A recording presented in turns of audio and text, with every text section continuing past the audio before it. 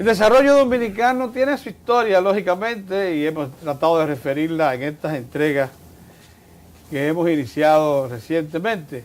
Pero hay actores que han estado presentes en prácticamente todas las etapas recorridas por el desarrollo dominicano desde la muerte de Trujillo hasta hoy. Uno de ellos está con nosotros hoy. Se trata del economista Carlos Despradel. Él es el primer economista que gradúa en nuestra Universidad Autónoma de Santo Domingo y el primer dominicano en recibir esa profesión. Y prácticamente desde su graduación hasta hoy ha sido un servidor público que ha cumplido distintas etapas, desde asesor económico, gobernador del Banco Central, ministro de Hacienda más de una vez, ministro de Economía más de una vez. Con él podemos, por tanto, pasar revista a un tema que es de primerísima importancia por ser probablemente el motor económico que todavía hoy es el mayor empleador nacional. Se trata de la manufactura, de la industria nacional. Buenos días, don Carlos. Buen día, Pedro. Mire, se inicia entonces en el servicio público en el 1963. 63, en el gobierno de Juan Bosch. En el Banco Central. El presidente Bosch quiso reforzar al Banco Central. Se hizo un concurso público donde participaron más de 300 personas y finalmente eligieron a 20. Y yo fui uno de esos 20. Y desde ahí comenzó mi carrera pública, que la he interrumpido obviamente con la empresa privada ahora. Bueno, de don Carlos pudiéramos extraer pasajes importantes. Uno de ellos está referido al turismo. Pero hoy, para no distraernos, quizás toquemos el tema del turismo, queremos hacer referencia a un sector que él lo vio nacer, como vio nacer el turismo también, que es la manufactura, la industria nacional. Digamos que hasta el momento de la muerte de Trujillo, aquí había una pequeña iniciación en el desarrollo industrial que había promovido la dictadura, pero que se basaba en industrias básicas que tenían precisamente como fuente de materias primas básicas nacionales. Eran para suplir mercado interno, que como todos supondremos era un mercado pequeño. Por tanto, era un desarrollo industrial en sus inicios. Cuando muere Trujillo y la población se expande, entonces sí necesitamos de un sector industrial importante, que ha sido, sin duda alguna, el mayor empleador del país desde que adquiere la adultez. ¿Cuándo inicia este desarrollo industrial dominicano, según los registros de Carlos Despradel? Mira, lo primero que hay que entender, Pedro, es que la industria es sinónimo de desarrollo y crecimiento. A las naciones desarrolladas se le llaman naciones industrializadas. No por casualidad. No por casualidad.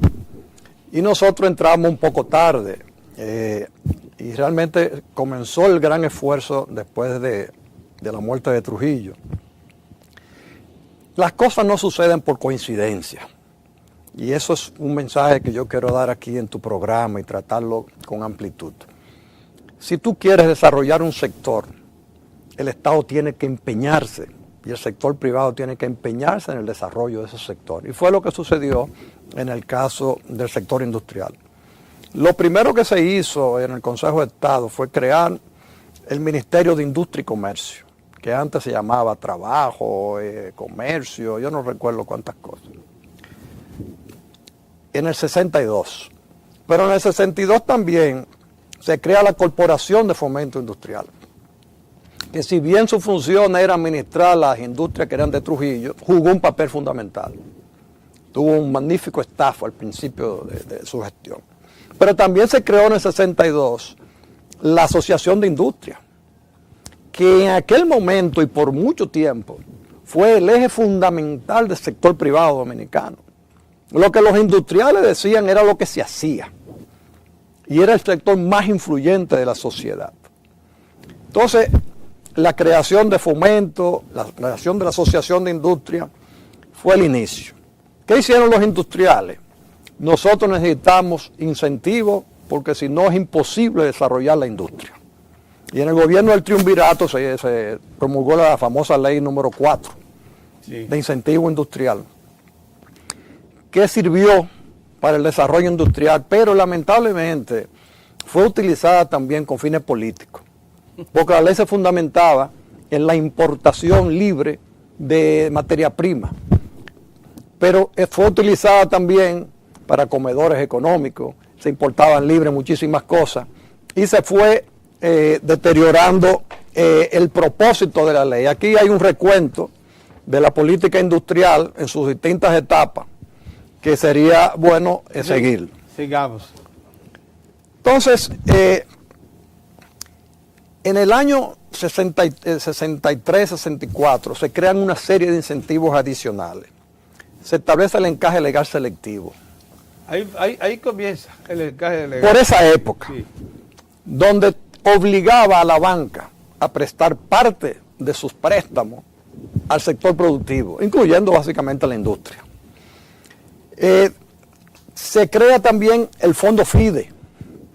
Más adelante, el Fondo FIDE fue un fondo creado en el Banco Central para financiar con tasa de interés subsidiada al sector industrial.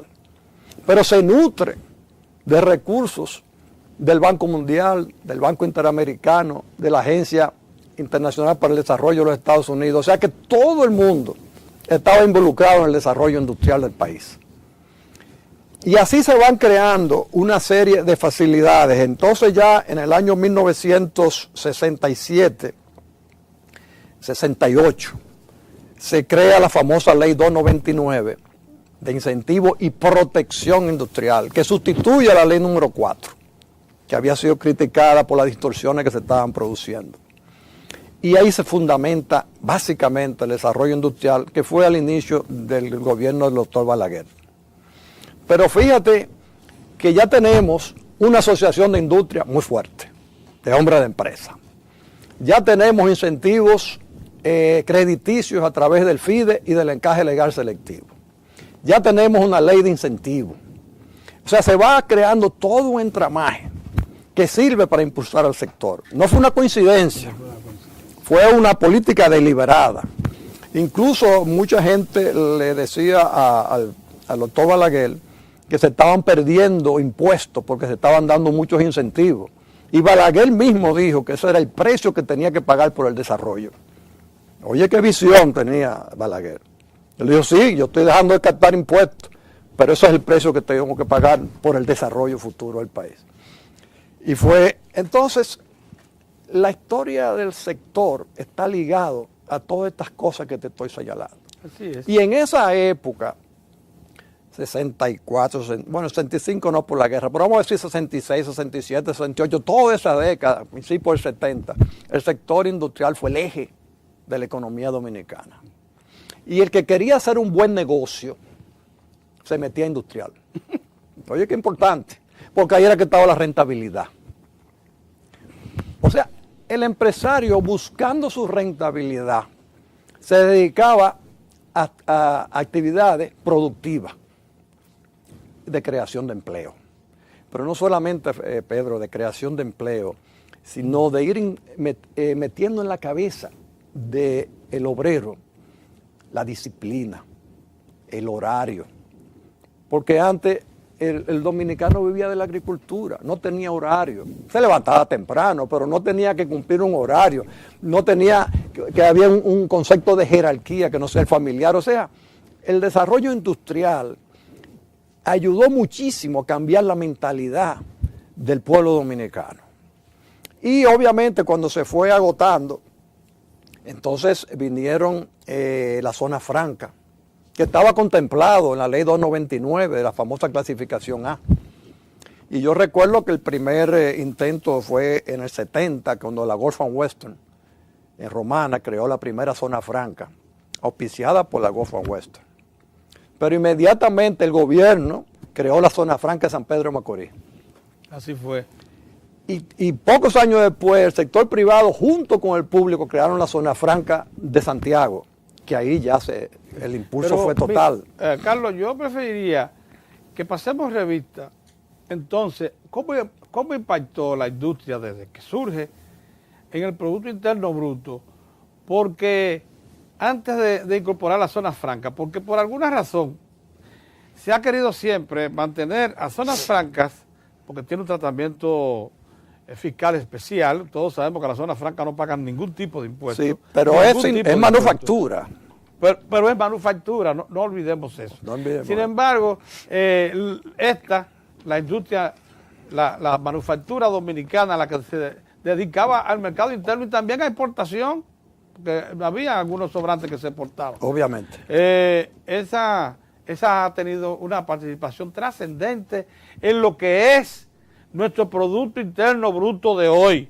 60.000 millones de dólares comparado con los 970 y tantos que era a la muerte de Trujillo. Pero lo que hay que destacar, Pedro, y ojalá podamos en el programa ir más ampliamente sobre este tema del crecimiento, no solamente del sector industrial, sino de otros sectores, es que tan pronto se perdió esa iniciativa inicial, esos incentivos iniciales, esas facilidades iniciales que eran esenciales para que tú pudieras competir en República Dominicana con un producto procedente de Europa o de Estados Unidos. Si no se hubiera hecho eso que se hizo, olvídate de zona franca, aquí todo el mundo hubiera sido comerciante. Entonces, eso comenzó a partir, la participación de la industria comenzó a decaer. Yo te diría a finales de la década del 90, principio del 2000. Pero ese gráfico que usted tiene muestra, sin embargo, que hubo un momento. ¿En qué año es tan alto como esa participación? Eso es 98, 99. Cuando adquiere el 30 y tanto por ciento del Producto Interno Bruto, ¿en qué año es? Pues esos son el periodo 1970, 1985. De 70 al 85 tenía más de un 30%. No, y es porque es mi serie, pero también si tú lo echas un poco para atrás, en los años últimos de la década del 60 también. O sea, que comenzó con fuerza, un sector que comenzó inmediatamente. Es que le dieron todas las facilidades y el sector público y privado enfocó sus actividades en el sector industrial. Pero hay un punto de inflexión que es aquí cuando comienza a bajar. En esa pero línea roja. No es... ¿Qué año es ese? Ese es el 99, pero no es, Pedro, que la industria ha perdido su impulso. Lo que ha pasado es que la economía se ha hecho más grande, la economía hay más intervinientes. Se ha concentrado en otras actividades. Pero lamentablemente esas otras actividades en los últimos 15 años no son generadores de riqueza primaria. Porque cuando tú desarrollas la telecomunicación es un sector de soporte de los sectores productivos. Cuando tú desarrollas el sector financiero es un sector de soporte de la actividad económica, el seguro, etcétera. Pero en los últimos, 13, 14, 15 años, lo que se ha puesto énfasis en la economía dominicana es el desarrollo de actividades que no son productivas primarias, no son los verdaderos motores del crecimiento. A eso es que refiere la Asociación de Industria cuando dice que de 500.000 empleos que tenía la manufactura en el 2000, ha perdido a la fecha 100.000. Solo le quedan 400.000. El sector manufacturero ha demostrado fortaleza. Porque la gente decía, no, esa industria va a desaparecer desde que le quitan los incentivos. Sobrevivió. Algunas desaparecieron. Pero nosotros hemos podido enfrentar los acuerdos de libre comercio con Estados Unidos. Ya los productos norteamericanos compiten libremente con los nuestros. Hemos podido competir con los productos europeos. Nosotros hemos podido competir con los acuerdos de la OMC que liberaliza el comercio a nivel mundial. Somos la única nación de habla hispana, esto hay que decirlo cada vez que sea necesario, que forma parte de los dos grandes mercados abiertos que hay, el mercado de los Estados Unidos y el mercado europeo, la única de habla hispana. Que te da una serie ¿cómo se llama esto? Facilidades para tú exportar, de retos, pero también te crea una competencia terrible en tu propio mercado. Sí. Y el sector industrial, aun cuando ya se han eliminado, todo se cerró el FIDE, se quitó el encaje legal, ya no hay aquella tasa cambiaria que favorecía a las materias primas. Aún eliminado todo eso, ahí tú tienes varias industrias del país que compiten exitosamente. En calidad y precios. En calidad y precio. Eso no hubiese sido posible si no se hubieran dado los incentivos iniciales. Ese es el mensaje que yo quiero transmitir. Que la gente le ha cogido con que los industriales se favorecieron con regímenes especiales. Era absolutamente necesario. Sí, Carlos, pero los líderes de los principales gremios empresarios dicen que el modelo económico y social dominicano, ese que ha llevado el Producto Interno Bruto de 1.000 millones a 60.000 millones, está agotado y que por tanto necesita un nuevo modelo. A mí me da la impresión de que, como pasa con todo aquí, usted sabía que cuando usted consulta a un productor agrícola cualquiera, le dice que todo va muy bien, muy mal y que nunca ha ganado, pero se mantiene activo en esa actividad por 20 y 30 años y no la abandona. Por una razón muy sencilla, somos dados a hacer afirmaciones severas sin tomar en cuenta el efecto de eso. Se ha hecho creer que nuestro modelo agotó y que hay que cambiarlo por otro. ¿Por qué se refiere eso con tanta...? Mira, este gráfico lo tendría que tomar desde aquí. Sí. Esa es la participación de la agricultura en el Producto Interno Bruto. Sí. Y no hay duda de que desde el 1971 al 2012 ha ido bajando su participación. No quiere decir bajo ningún concepto que la agricultura está agotada, imposible. Lo que te quiere decir es que la economía se hizo más compleja, que es más grande, y que aunque esté produciendo probablemente los mismos valores que en épocas anteriores, la agricultura no creció con la velocidad de otros sectores. Pero también te dice que hay que hacer algo similar a lo que se hizo con el sector industrial en sus inicios. Tú tienes, y me alegro mucho que el presidente actual está dando demostraciones que le interesa el sector agropecuario. Yo creo que eso es un aspecto muy positivo. Pero no se va a desarrollar con medidas marginales y con un crédito de 2 millones por aquí, de 3 millones por acá. Eso está bien para el pequeño agricultor. Lo que se necesita es un entendimiento global del sector público y privado que tenemos que impulsar la agricultura. Así es. Que es la base alimentaria del país y es donde tenemos muchas oportunidades de exportación. Lo único que se ha hecho, y es no tan significativo, fueron los invernaderos, que debería acentuarse más. Que ya, por ejemplo, las exportaciones de ají, de tomate y eso andan por los 80 millones de dólares. Pero nosotros tenemos, si nos vamos a concentrar en la agricultura, Pedro, tenemos que concentrarnos en la formación de agrónomos, en las cuestiones fitosanitarias, en las investigaciones de especies. Tenemos que realmente tomar una conciencia de que cuando tú quieres desarrollar un sector, tú tienes que centrarte en esto. Yo te voy a poner este ejemplo, aunque tú querías que te hablara básicamente de la industria. Sí, pero el ejemplo, aproveche. El ejemplo es el turismo. El turismo tampoco se desarrolló por casualidad. El turismo se desarrolló, y yo estaba presente, cuando Diógenes Fernández, gobernador del Banco Central y uno de los hombres más poderosos que había en el momento, se fue a España y preguntó que a qué se debía el desarrollo de España. Y el ministro de Economía le dijo allá al desarrollo del turismo. Y cuando Diógenes Fernández volvió aquí en los 70, dijo, señores, hay que desarrollar turismo. Se creó la Dirección de Turismo que no existía, luego se convirtió en un ministerio. Se creó un fondo especial para el turismo Infratur. Se creó una ley de incentivo al turismo. El gobierno comenzó a construir aeropuertos en Puerto Plata, en Barahona. La iniciativa privada, atraída por eso, construyó aeropuertos en Punta Cana. El Banco Central invirtió cantidad de dinero en el desarrollo de Playa Dorada, en Puerto Plata. En fin, acuérdate que se abrieron las primeras oficinas de promoción turística en Nueva York. Todo eso coincidió en un periodo y eso impulsó al turismo. Y hoy el turismo está ahí y es otro, junto con la industria de las piedras angulares de nuestra. Pero lo que nosotros necesitamos, Pedro, te puedo decir lo mismo en Zona Franca. Las zonas francas no se desarrollaron por casualidad. Las zonas francas se desarrollaron con leyes de incentivo, parques industriales que hizo el gobierno, parques industriales que hizo el sector privado y todas las facilidades habidas y por haber. Entonces, lo que quiero plantearte ahí al público es que nosotros tenemos la industria, tenemos el turismo, tenemos la zona franca, pero nosotros necesitamos... Ahora la minería con un segundo aire bueno, sumamente prometedor. Ahí yo tengo mi reserva. Después de decir. Pero nosotros tenemos necesariamente que decir qué queremos impulsar ahora, con la misma fuerza que impulsamos esos sectores con mucho éxito.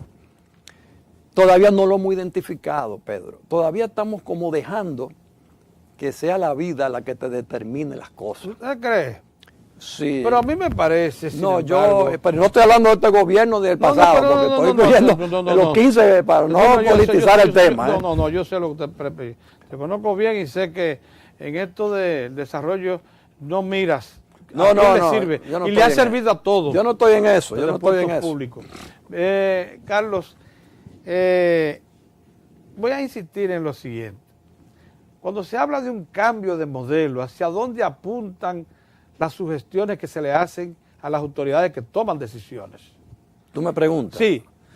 Es que no se está hablando de un cambio de modelo. Ah, bueno. Porque no es bajo ningún concepto olvidarte de la industria, todo lo contrario. O del turismo. No es olvidarte del turismo. Francas, o por imposible. O de la minería, o de la agropecuaria, o de la manufactura de la caña. Pero tú tienes que decir, yo necesito un dinamismo mayor del que estoy teniendo hoy en esos sectores. Bueno, sí, claro. Yo necesito un impulso como tuvo la industria en los primeros años de la guerra. Yo necesito un impulso como tuvo el turismo a partir del 70. Yo necesito un impulso como tuvieron la zona franca también a mediados del 70 y 80. Y después que tú estás convencido que necesitas buscar algo con ese impulso, tú tienes que concentrar todo para impulsarlo. Nosotros hoy, tú y yo sentados aquí, yo no puedo decirte que ya nosotros detectamos que hay una actividad específica donde debemos concentrarnos. Tú me hablas de la minería. La minería tiene sus pros y sus contras, que lo estamos viendo en la prensa diario. Yo tengo ciertas reservas. Yo era secretario de la Rosario cuando estaba en el Banco Central. O sea, yo he participado en minería, conozco el sector. Yo no quisiera fundamentar el desarrollo de este país en la minería. Claro que. Yo quiero fundamentarlo en algo donde yo determine que tengo alguna ventaja, pero alguna ventaja relativa a nivel internacional, pero que yo tengo que ayudarla. A mí me parece que la manufactura ligera hay que darle impulso. Pero explícanos a todos qué es la manufactura ligera. ¿Qué produce la manufactura ligera? Mira, lo que quiero tratar de decirte, cuando desarrollamos el turismo, la madre y maestra que creó una escuela de turismo, se buscó una escuela de artesanía, fue un conjunto de cosas. Entonces nosotros hicimos un intento con el parque, ¿cómo se llama? Energético, el parque cibernético. Cibernético, así. Pero ahí se veía que había un potencial, pero se diluyó, porque no creíamos en eso. No creíamos en eso. No importa quién haya descreído, importa cómo se llama. La sociedad como un todo. Sí. Nosotros lo desarrollamos, sí, pero las cosas no se desarrollan espontáneamente. Entonces, ahí tenemos una posibilidad, pero tenemos que estar todos conscientes de que hay una posibilidad. Y si tú quieres que el sector privado incursione, tú tienes que crearle las condiciones para que sea rentable. Si no es rentable, no se incursiona. Porque ¿por qué se metió en turismo, en minería? En todos esos proyectos porque era rentable. Y el Estado es que le corresponde hacer eso. Entonces, eso es lo que yo creo que hoy en día nosotros estamos como buscando y no sabemos dónde que nos vamos a agarrar. El presente gobierno declaró el turismo como el principal motor. Procura que en los próximos 10 años se duplique los visitantes que tenemos hoy, que son unos 4.800.000. Llevarlo a 10, magnífico. Llevarlo a 10. Magnífico, totalmente de acuerdo. Ahora, tiene que ser más coherente. Tiene que ser más coherente. ¿Por qué te digo más coherente? Este y los pasados gobiernos, incluyendo en el de Hipólito, que yo le serví 2 años.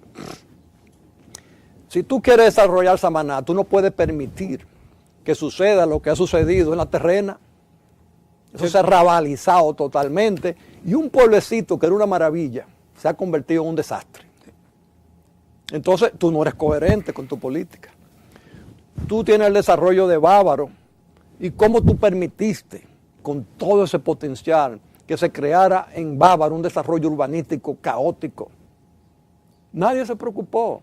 La única islita en el medio es la villa que construyó Frank Rainieri, que si tú vas te sientes bien. Pero eso debió haber sido toda la zona esa del este. ¿Qué quiere decirte esto? Que tú tienes que poner absolutamente todos tus empeños. Cuando tú determinas que el turismo va a ser, tú tienes que poner todos tus empeños en eso. Esa zona del este y la de Samaná requieren de planes urbanísticos, pero planos maestros urbanísticos. Nadie lo está haciendo. Yo tengo un hijo que estudió en Holanda que se ofreció a traer a sus profesores de Holanda para hacer un plan de desarrollo urbanístico. No le hicieron caso. Entonces, si queremos llevar al turismo de 4 millones de visitantes a 10 millones, el Estado tiene que poner más empeño de lo que está poniendo hoy en día. Y si queremos que las industrias sigan, tenemos que darle más facilidades de las que estamos dando hoy. Y si queremos repuntar al agropecuario, donde tenemos magníficas oportunidades, tenemos que tener plena conciencia de eso. Te voy a poner un ejemplo. Todos los productos agropecuarios que se recogen con la mano, nosotros somos competitivos. Porque si un americano o un alemán se pone a recoger mango con la mano, aparte del clima y las cuestiones tropicales, no puede competir con nosotros. Entonces tú tienes que hacer un análisis de qué productos se recogen con la mano y se siembran con la mano, no con maquinaria. Y después que tú haces el análisis, Pedro, eso es real. Eso es así, hombre. Pedro, nosotros somos una pequeña isla, nosotros no tenemos que cogernos el mercado completo. Nosotros lo que tenemos que cogernos es un porcentaje, una porción del mercado. Y ser persistente, porque fíjense ahora, ocurre que las confecciones textiles, las que fuimos, uno de los principales exportadores al mercado más grande, que era los Estados Unidos, que es todavía, y que nos suplantaron con importaciones de la China. Ocurre que ya las de la China, que toman 3 semanas traerlas al mercado americano, se están encareciendo. Por los salarios. Ahora, por los salarios. Y ahora que nosotros, que habíamos prácticamente desmontado la confección en zonas francas, la estamos restableciendo. Porque ahora lo que piden los mercados son pronta entrega para modelos específicos. Sí, para modelos específicos y ya no cantidades enormes. Mira, y ahí sí competimos. La zona franca se ha desarrollado a tal punto que tú tienes que tener el vestido con la etiqueta y todo listo para cuando allá en Estados Unidos te diga yo quiero un vestido, tú se lo mandas en 2 o 3 días, pero ya etiquetado, envuelto y toda la cosa. Los chinos tienen una desventaja con nosotros, pero fíjate esto, sí. Ese gráfico no fue grabado previamente. Sí. Este es el desarrollo de la zona franca del 70. Comenzó tímidamente. ¿Por qué se impulsó? Porque aquí el presidente Reagan de los Estados Unidos le dio una facilidad de entrada libre de los productos de zona franca dominicano y de Centroamérica. Libre. Eso fue en el 83-84, la iniciativa para hasta los 90. ¿Qué pasó aquí? Aquí fundamentalmente entraron 2 factores. Uno, que le dieron la misma facilidad a México. Sí, sí. Pero después, el peor fue que le quitaron las restricciones a China que tenía el acuerdo multifibra, que limitaba las exportaciones chinas y de esos países de Estados Unidos. Entonces la zona franca, después de tener ese dinamismo y fue sostenedor de la creación de empleo en el país, que llegamos a tener 195,000 empleados directos, la zona franca se ha estancado. Entonces nosotros requerimos aquí un segundo al aire, ahora. Necesitamos un replanteo donde todos estemos conscientes de que y ahí te entro con la industria manufactura ligera, de alta tecnología. La ligera es la que produce tejidos, la que produce No, pero tenemos que concentrarnos. diario de supermercado, no la maquinaria. No, la pesada No es la automóviles, pesada, maquinaria, barcos, eso es pesada. Lo otro ligero lo que requiere Sí. es un contenido de maniobra muy alto. Va muy alto. Y de consumo. Pero no podemos competir con la pobreza. No podemos competir a base de quién paga los salarios más bajos. O sea, hoy en día lo que estamos tratando es que el más pobre es el que más puede vender, porque paga el salario más bajo y tiene el costo más bajo. Así no nos vamos a desarrollar. Pero si así no nos vamos a desarrollar, el Estado tiene que decir, bueno, señores, vamos a trazar un plan y vamos a dar estos incentivos. Pero si se le cae la recaudación, que no eche para atrás. Que tenga fe. Que se crea un problema fiscal, que no eche para atrás. Que dé indicaciones y diga, no, está bien, yo sacrifico esos ingresos fiscales, pero voy a mantener estos incentivos. Entonces el sector privado dice, bueno, espérate, esto es en serio. Esto no es que me lo van a quitar de que venga la primera crisis. Sí, correcto. A eso que yo me refiero. A eso que me refiero, Pedro. Una definición. Ahora, sin embargo... Eso no es un cambio de modelo, ¿eh? Eso es buscar un sector que sustituya el desarrollo inicial que tuvieron estos que te he mencionado. Interesantísimo. Porque, Carlos, Pedro... mira, esto te confieso, yo soy reportero de muchos años. Tanto como usted de ejercicio profesional, lo soy yo de reportero. Comencé exactamente en el 63. Sí. Y la mayor parte de ese ejercicio, estos 50 años, ha sido muy ligada a las fuentes económicas, como reportero, es lo que soy. Y le confieso que desde que se comenzó a reclamar un nuevo modelo, nadie había sido tan claro como lo ha sido usted hoy, en el sentido de decir claramente lo que queremos es incentivos que se equiparen a lo que facilidades que se equiparen a las que propulsaron el desarrollo del sector de la manufactura y zona franca, para mezclarlo ya. Porque de esa manera, ¿cuáles facilidades pudieran ser? Pero déjame decirte, ¿cuáles pudieran ser? El Estado no puede temer a cometer errores, porque errores se van a cometer. Balaguer construyó un aeropuerto en Barahona. Y ahí está. Y ahí está, se perdió ese dinero. Pero el de Puerto Plata no se perdió. Y posiblemente Frank Rainieri no se hubiera metido si no hubiera habido el ambiente de aeropuerto. Y ha sido un tremendo éxito. Está dando ya respuesta, aunque hay otro al lado inutilizado también. No te digo, pero se va a perder dinero. Y se perdió en Playa Grande. El Banco Central perdió muchísimos millones. Pero se ha ganado en otros. Entonces, cuando tú te trazas una línea, no puede ser de un año, 2, 5, tú tienes que decir, los próximos 20 años, el que se dedique a esto va a tener mi apoyo. Nosotros hoy en día, Pedro, y te repito de nuevo, sinceramente, no es una crítica. Nosotros estamos creciendo satisfactoriamente, por encima del promedio de América Latina. Tenemos que sentirnos satisfechos, tenemos gran estabilidad. Pero tú no puedes decir que hay un sector que está liderando ese crecimiento. Un sector primario. Se ha desarrollado la banca, se ha desarrollado el seguro, se ha desarrollado las comunicaciones, pero nosotros no vamos a poder fundamentar una economía en centros comerciales, en plazas, no vamos, eso está bien, pero no lo vamos a fundamentar en eso. Entonces nosotros tenemos que reflexionar y decir, estamos creciendo, pero esto no puede ser el crecimiento futuro, eso no es lo que yo aspiro. Muy bien, Carlos. Y si estamos incentivando las inversiones extranjeras, que yo estoy totalmente de acuerdo, ya es hora de que le digamos al inversionista extranjero, mira, yo quiero que tú inviertas, pero que tú inviertas en estos sectores, que es lo que a mí me interesa. Finalmente los incentivos pudieran venir fiscales o pudieran ser fuentes de financiamiento directo, o pudieran ser créditos a bajo interés facilitados por políticas monetarias. Que invente cada uno lo que quiera. Lo importante es que cuando vayan a ver presidente, que lo quiere ver Pedro Cava, sí, dile que pase inmediatamente, dale una cita, él tiene prioridad sobre otros.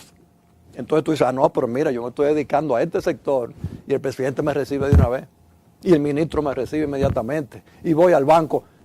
Que se vea que la sociedad dominicana, sector público y privado, ya está comprometida a desarrollar esa actividad. Y no que tú pides una cita y te la den 2 meses después. Pues yo no estoy hablando de un tema real, sino de algo hipotético. Claro. Porque entonces tú dices, no, me va dentro. O que tú vayas donde el director de aduana y el director de aduana diga, ¿y qué sector tú representas? La manufactura ligera, no, denle su cafecito, este es un hombre que yo necesito. Y vaya al director de impuestos internos y tú sientas que el gobierno completo quiere ayudarte y favorecerte. Entonces tú te lanzas. Eso es lo que yo visualizo. Sin embargo, la estrategia actual, que es fundamental, el mayor impulso de esta época en el turismo, como una especie de locomotora que arrastre, ¿usted la apoya? Totalmente. Pero yo puedo decir lo siguiente, me preocupa que el turismo no está usando suficientes insumos dominicanos. Yo quiero que todo el mundo entienda que yo voy a apoyar cualquier programa que tenga como objetivo que el turista consuma los productos dominicanos. Entonces tú eres agricultor y tú comienzas a averiguar, porque ya tú sabes que el Banco Agrícola, que todo el mundo te va a dar facilidades si tú detectas eso. O sea, si el Estado dice yo quiero esto de esta manera, la gente se pone detrás de esa acción. Y si hay que construir esto, hay que construirlo. Y si el síndico de tal sitio es un obstáculo, que lo quitamos. Y es así. Carlos, ¿cuánto te agradecemos esta comparecencia? Porque yo sé que ha sido franca. Hay una relación muy buena de mucho tiempo. De 50 años. De 50 años. Yo era reportero cuando Carlos era asesor económico del Banco Central, todavía no había ascendido a la gobernación. Y desde entonces hemos mantenido una franca colaboración. En los Él 70. como informante y yo como correa transmisora. Así es. E interpretador en ocasiones. Así es que agradecemos de nuevo esta comparecencia y ustedes verán que tendrá repercusión en todo este serial, el desarrollo dominicano, porque va a tener que ser usado en más de un capítulo. Muchas gracias de nuevo. Gracias a ustedes también por su atención.